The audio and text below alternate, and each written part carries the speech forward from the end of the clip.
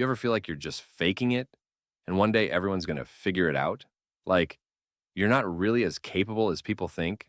That's called imposter syndrome. And we're diving into it today on unlocking potential.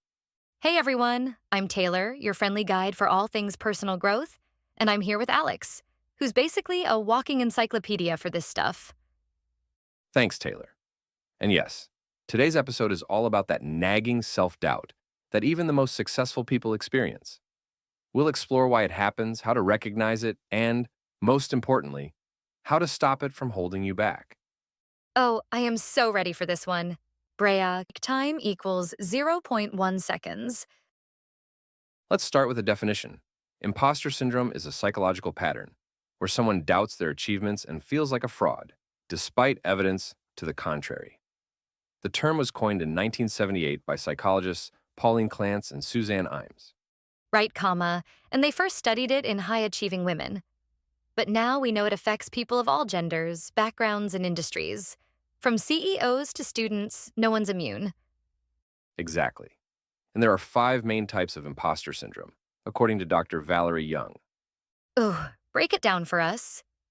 Sure, there's the perfectionist, who sets impossibly high standards and feels like a failure if they don't meet them.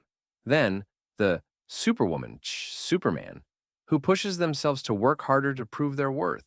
The natural genius expects to master things immediately and feels inadequate if they struggle. That one hits me hard. If I don't get something right on the first try, my brain's like, well, guess I'm doomed forever. Same here. Then, there's the soloist, who feels like asking for help means admitting incompetence. And finally, the expert, who thinks they need to know everything before they're qualified. Oh, wow. That's a lot of ways to feel like a fraud. But it's helpful to see the different types. Makes it easier to spot in ourselves. Absolutely. Recognizing it is the first step to overcoming it. So, Alex, why do you think people who are super successful still feel this way? Shouldn't their accomplishments cancel out the self-doubt? You'd think so, but there are a few reasons. First, high achievers often have perfectionist tendencies. They're more likely to focus on their flaws or mistakes, no matter how small, rather than their successes. Makes sense. It's like they're always raising the bar, so they never feel like they've made it. Exactly. And another factor is something called the Dunning-Kruger effect. People with less competence tend to overestimate their abilities, while highly competent people underestimate theirs. High achievers are often painfully aware of what they don't know. That's so true. I read somewhere that Albert Einstein once said he felt like a fraud, despite, being Einstein. Yes, he reportedly said, the exaggerated esteem in which my work is held makes me feel very ill at ease. If Einstein felt this way, it's no wonder the rest of us do too. And don't forget the social comparison trap. With social media, we're constantly bombarded by other people's highlight reels. That's a big one. When you're comparing yourself to carefully curated images or stories, it's easy to feel like you don't measure up. Ugh, so true. But I think we're ready for the good part. Period. How do we beat it? Let's start with some science backed strategies. One of the most effective is cognitive restructuring, basically, challenging your negative thoughts and replacing them with more balanced ones. Like turning, I don't deserve this into, I worked hard and earned this. Exactly. And keeping a wins journal can help. Write down your accomplishments, no matter how small, and revisit them when self doubt creeps in. I love that. It's like creating your own highlight reel to counteract the Instagram effect. Another great technique is reframing failure. Instead of seeing it as proof you're not good enough, view it as a learning opportunity. Thomas Edison famously said, I have not failed.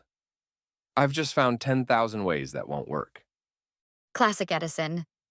And I think it's also important to talk about imposter syndrome. When you open up, you'll often find that others feel the same way. Definitely. Sharing your experiences can normalize those feelings and make them less overwhelming.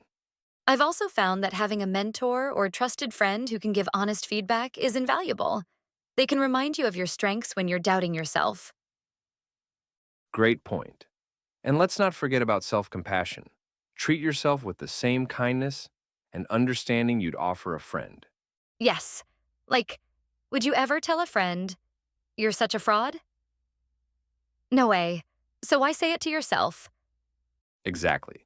Self-compassion isn't just being nice to yourself. It's a powerful way to build resilience.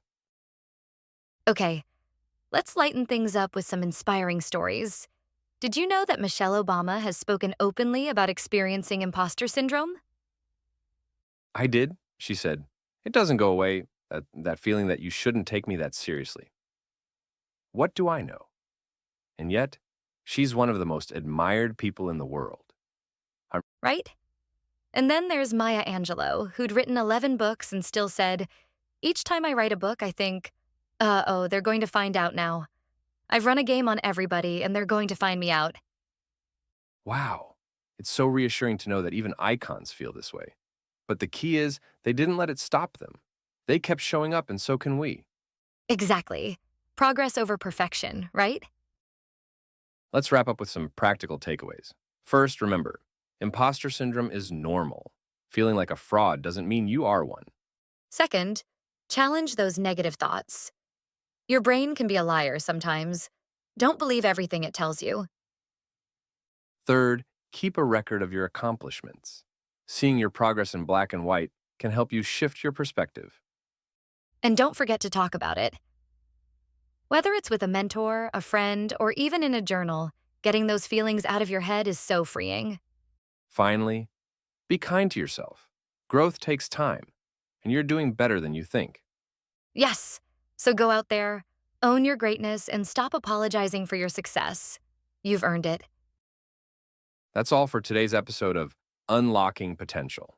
If you enjoyed this conversation, don't forget to subscribe and leave us a review. And if you've ever struggled with imposter syndrome, we'd love to hear your story. Drop us a message or tag us on social media at Unlocking Potential Podcast.